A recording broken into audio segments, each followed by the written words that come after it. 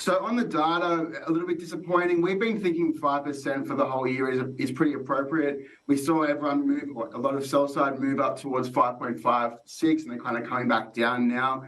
In terms of the state plan, we've been of the view that we're going to just keep seeing this drip feed of stimulus coming through. To be honest, I've been a little bit surprised that the youth unemployment rate hasn't been a bigger attention before now. It's obviously now at 21.3, but it's been elevated for 6-7 months now without a real response.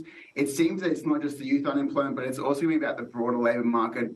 The stable numbers, yes, they might indicate that we're going to be a little bit longer before we see those big stimulus measures coming through from the Chinese government.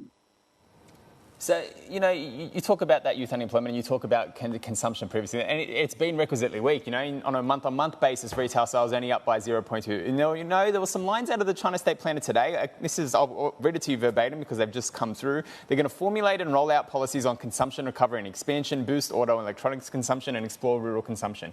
All that is well and good and fine, but do you think we're going to get anything substantive that will really move the needle, considering that, that the negative wealth effect in play, all the issues that they've had with property? Because short of consumption vouchers, what difference will it make?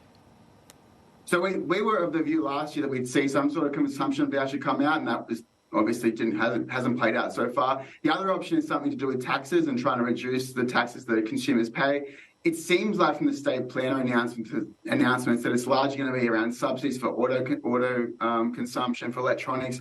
They've done this before. It has a little bit of an impact, but it's not going to be enough to really offset that the wealth effect that's coming through from property.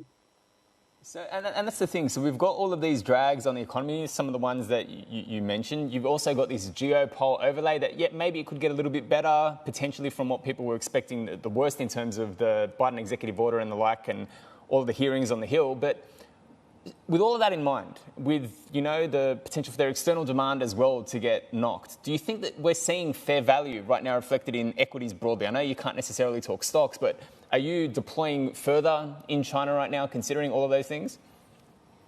No, we aren't. So we've been quite patient because we thought that the consensus in terms of where the economy was going was probably a little bit too excited. Our valuation models are coming close to fair value now, and what we're really looking for, like one of the things we do at Russell, is we really try and capture where sentiment is, whether we're seeing signs of panic or we're seeing signs of euphoria. We're moving towards those, kind of signs of panic within the Chinese equity market. We haven't reached that point of capitulation and real fear. I think if we see that, though, and now that we've seen everyone come back towards 5% GDP, I think that starts to get us a little bit more interested.